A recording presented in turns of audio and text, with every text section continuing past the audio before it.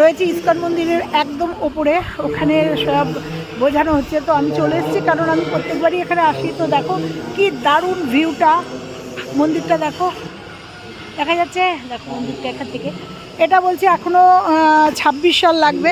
তো এবছরের প্রথমে এসেছিলাম, এসে ভেবেছিলাম যে অনেকটা দেখবো না, ইন্টারনাল কাজ হচ্ছে অতটা বোঝা যাচ্ছে না, কিন্তু যে অবধি দেখে গেছিলাম ভেতরে পুরো দমে কাজ চলছে, কাজ হচ্ছে। দেখা যাক, বলছে 2026-এ, এখনও তাকিয়ে আছি মন্দিরটা কবে আমরা ফুল কমপ্লিট দেখব। ভিতরটা দারুণ সুন্দর, দারুণ সুন্দর হচ্ছে আমাদের, সত্যি কথা ওয়েস্ট বেঙ্গলে, তার মধ্যে নদিয়াতে এরকম একটা প্রজেক্ট, এরকম একটা মন্দির ভাবাই যায় না।